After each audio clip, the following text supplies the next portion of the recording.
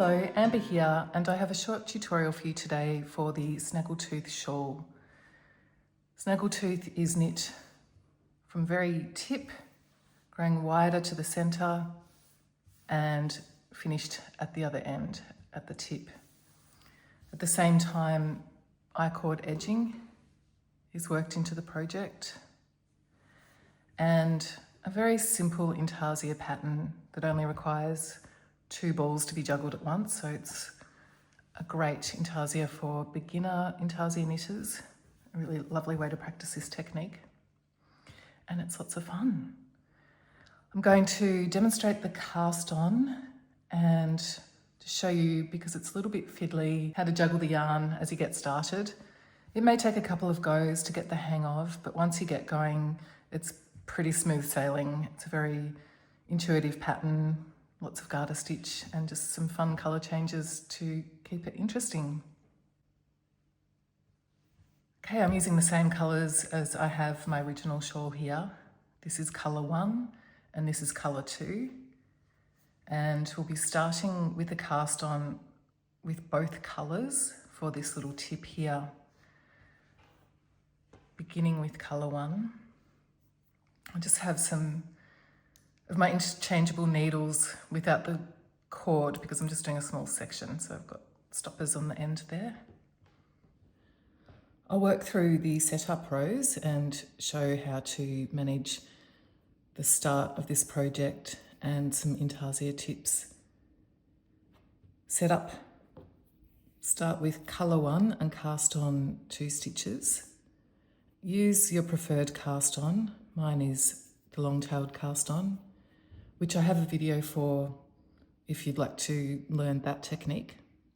Just check, I'll link it in the comments below. Cast on 2 stitches and then cast on 2 stitches with colour 2. And then to complete the cast on, turn work,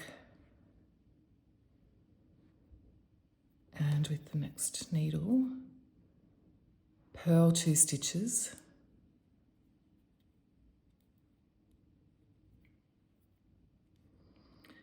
and you can see our yarn has separated here.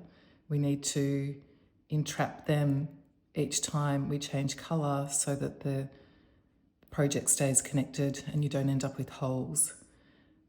The next 2 stitches are slipped, but we will entrap the yarn at this point. And you do that by bringing the colour just worked over to the left, and that will layer it over the colour that's about to be worked, which will entrap those or create a little twist to keep those connected. We'll slip 2. Oops, don't slip it off the needle. And just hold that in place as you turn the work. So we have colour 1 trapping colour 2 here, and the next instruction is for row 1, we're going to, with colour 1, knit 2.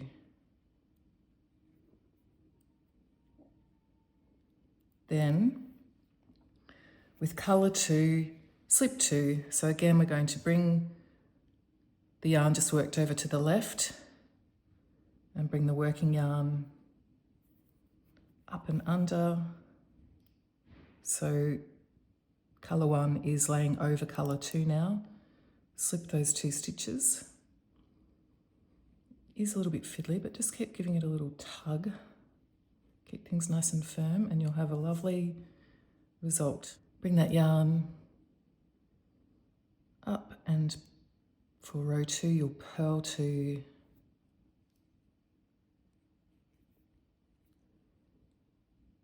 and then again bring that yarn over to the left, bring your working yarn up, colour 1, to trap that yarn, and slip 2. And that's it. That's how you work intarsia and trap the yarn. It's pretty straightforward. It's just a bit of a juggle, especially when you're working a project with more than 2 colours. And I find it helpful, especially with a project with more than 2 colours, to have maybe a tray or a table that they're all on so I can keep them in order. Definitely when you're getting started with this project, have a nice stable place so you can just focus on getting the cast on and getting started. Okay, so we're up to row 3, which is an increase row. For the first 2 increases, we'll use a knit front back increase. So we start by knitting 2 with colour 1. Then we're going to increase with colour 2. So we'll bring colour 1 over, colour 1, bring colour 1 underneath, and work that knit front back increase and slip 1. Give it a little tighten, make sure everything's looking nice and neat. Turn the work. Still working with colour 2, we will purl 3.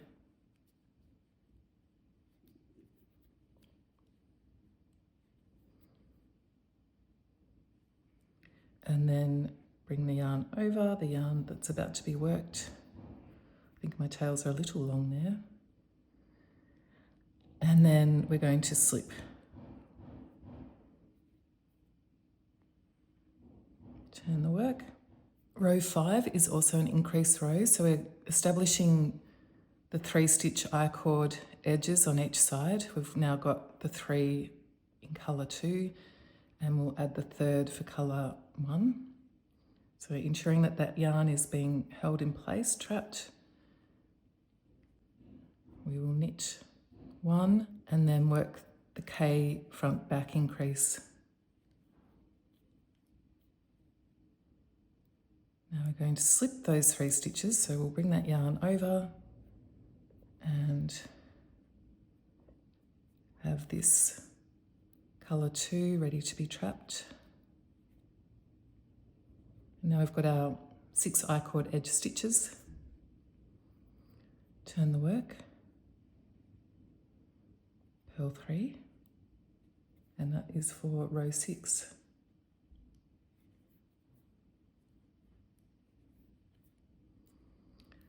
Trap the yarn, slip 3.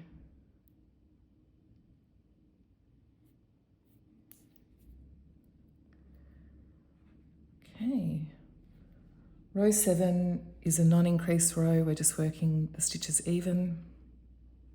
So bring colour 1 up, knit 3.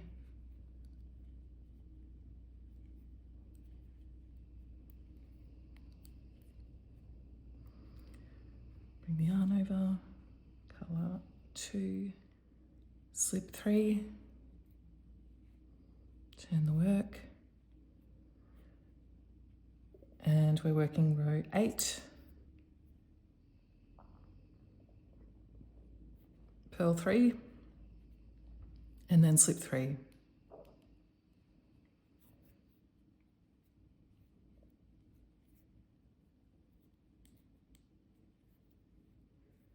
By physically moving the yarn, you keep it from getting tangled. It's just an easier way to manage it, but it is a little bit of a juggle.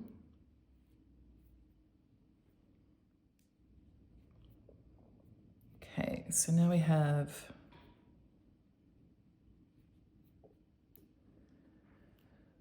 row 9, where we're going to work the first garter stitch increase. So we'll start increasing within the body of the shawl and then start either working from the chart or the written instructions for the motif, the triangle motif or the snaggletooth motif.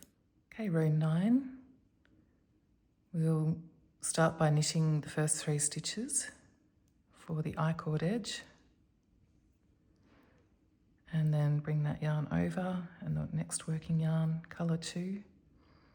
We'll work an increase, and it will be a different kind of increase to the first 2. This is a make 1 left increase, so we'll take the needle and lift the bar of yarn from the row below and place that over the left needle, and then just work into the back of the loop of that picked up stitch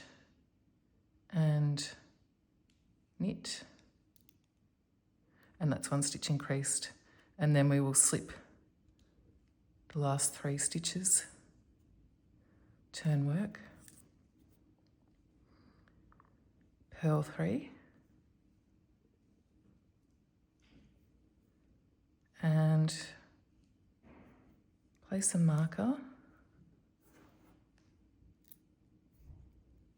bring the yarn to the front and knit 1, so this is the start of our garter stitch section. Bring the yarn back, move the yarn for working the next colour, and slip 3. And we're up to row 11, which is a work even row, so we won't be working any increases. Knit 3, bring the yarn over to the left, bring the next yarn to be worked up underneath, trapping it, and knit 1, slip 3. I forgot to add the second marker at the end of row 11. I'll place that on the way back. So purl 3,